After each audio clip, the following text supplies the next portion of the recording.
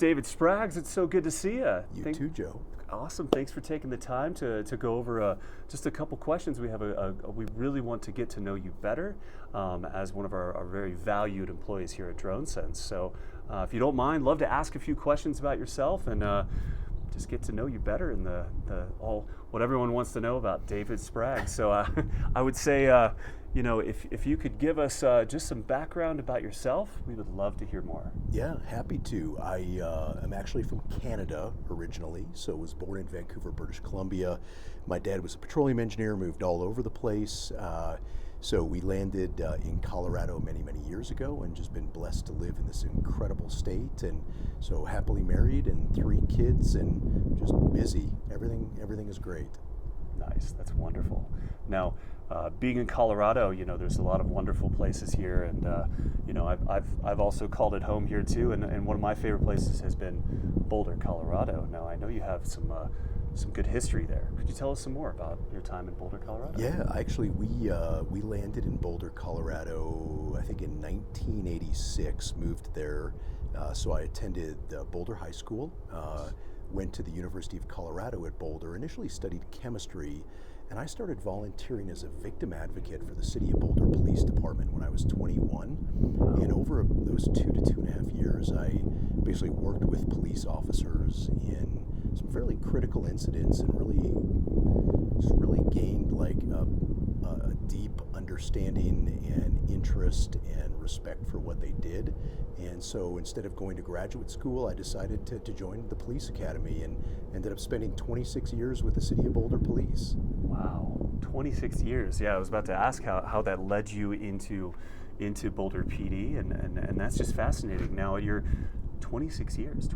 Now, within those 26 years, was there a certain division or something that drew you to a couple different things? And I mean, the obvious is something to do with drones, but I think there's more. Would you explain a little bit more? Yeah, I'm happy to. I mean, listen, anybody in public safety knows that you wear a lot of different hats, and there are a lot of different career paths over, a 5-year, 10-year, 20-year career. So, like everyone, I started in patrol.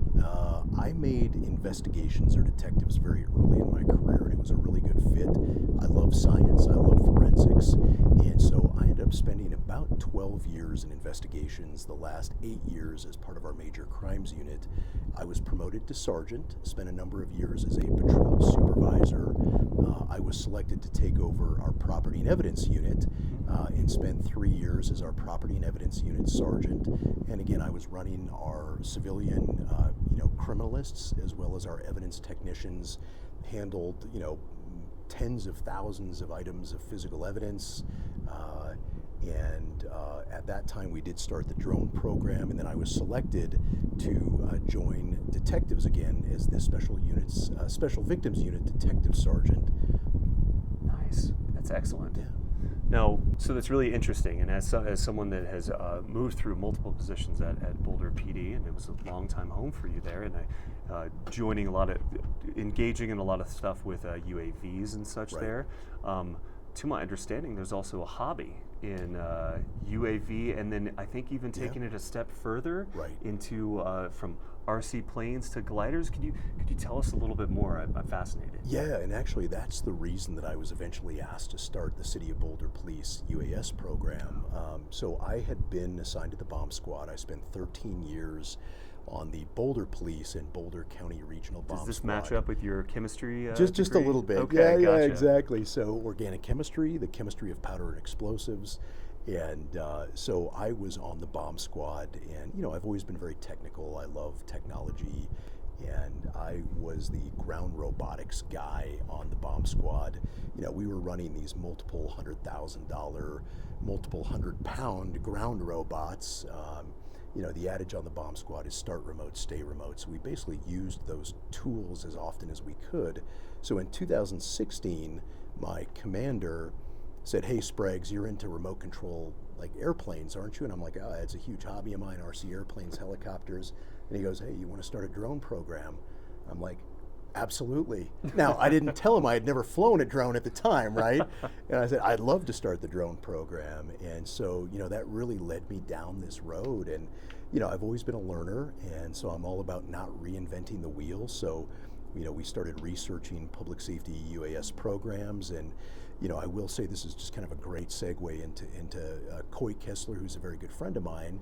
So I had reached out in 2016 because the Austin Robotics Emergency Deployment Group was one of the nation's leaders, like the national leaders in public safety UAS. And so I had reached out, and I know that it was Coy I talked to because he was so friendly and helpful. And they ended up sending all of their program documents to us, and Wow. we ended up using some of those documents as well. And so kind of that experience both in ground robotics, the technology side, radio systems for the bomb robots, that really led me, plus the remote control hobby, led me to develop the City of Boulder UAS program. Wow, that's it's not just a simple path there. There's a lot that moves into that. That's amazing. So, with your experience in robotics and now in Boulder PD and all of this now, what led you to DroneSense? This is a great story. So DroneSense, listen, like every public safety UAS agency, we realized very early on that we needed to be able to live stream that video to the command post, and ideally to tactical operators in the field as well. So we went through, we iterated, we tried about everything that agencies do, or at least did back then in 2016, 2017.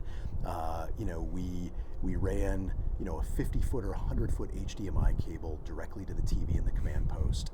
Well, and that worked generally. It was on one TV, and if we fired up the bomb robots, then, that created issues for the drone controller being like in that proximity to the robot operators that were in the command post. We're like, all right, that didn't really work. It didn't solve the problem. At that point, we tried everything. We did video capture cards and tried to stream it through Microsoft Teams. We basically tried, private YouTube channels that were password protected, and really just none of it was elegant. None of it really worked. And part of it too is that none of my pilots' flight hours were being logged. Like nothing was happening on the back end. So in 2018, I was asked to present at a regional UAS conference here in Colorado. And at that conference, I met Ryan Bracken, our now Chief Product Officer. And Ryan gave an incredible presentation on the DroneSense platform. And I remember sitting next to my team, and I leaned over and I said, you guys, we need this. And so we basically took Ryan right after. I said, Ryan, we need to talk to you. And so Ryan and I really developed a relationship at that point. We did join the DroneSense team. We had Brenda Hasso as our first account manager, Wow. customer success manager. She was incredible to work with.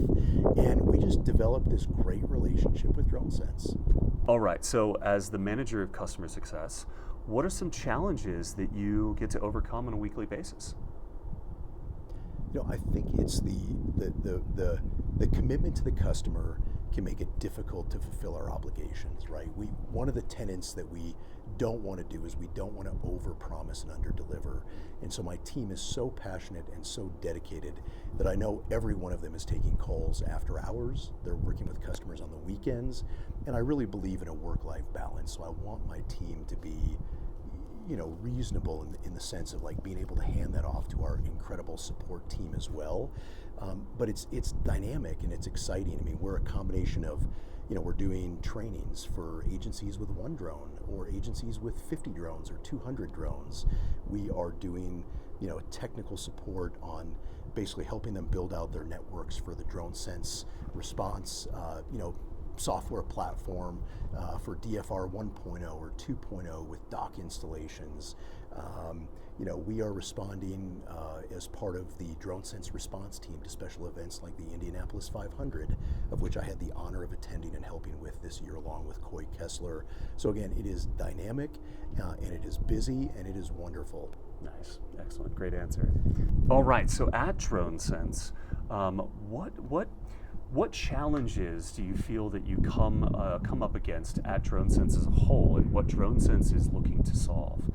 Anything you can answer there? I can think like both micro and macro on that. So as we think about like what issues are we solving with customers, what issues do customers run into in the field?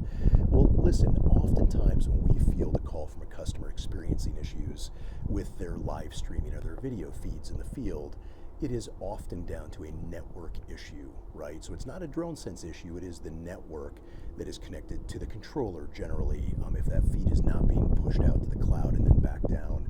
So, we have to be very, again, kind of flexible in how we approach these support problems and do, the work with the customer. Again, we always want to accept responsibility if it's something on our side, but we have to be very adept at like problem solving and discovering really what's the deeper issue. Joe, did that answer your question? I think that was great. That was great. I'll follow up with even kind of more cheeky one for you, and then that is, what makes the most sense at DroneSense to you? I love that question, and this one's really easy for me to answer. One of the things that absolutely drew me to this company and makes me so passionate to work here is our core values. And it is extraordinary to me. Now remember, I spent 26 years in the public sector. So we, again, of course, were very concerned about liability and public safety. And as a supervisor, I was always concerned for the liability and the safety of my detectives or police officers. And, that would lead me to make decisions based on, what would be the safest decision to make based on a liability or safety consideration. Our core values at DroneSense: help first, carry your own bag, be bold and take risks. I mean, these are just extraordinary to me, and they really enable me as an employee to be able to help my customers at the level with which they need to be helped. And we live by those tenets every day, and especially help first. I mean, every single person on my team is 100% dedicated to our customers' mission success, and it's actually really inspiring to work for this company and this group of people. Wonderful answer, David. Thank you so much. Yeah. And thank you so much for your time today. And we're so happy to have you be a part of the team. And also, it's just what makes DroneSense as well as all these subject matter experts. And you're definitely one of them and one of our best. And so, thanks again for joining us today. Cheers. Thank you. Good to see you. Appreciate it.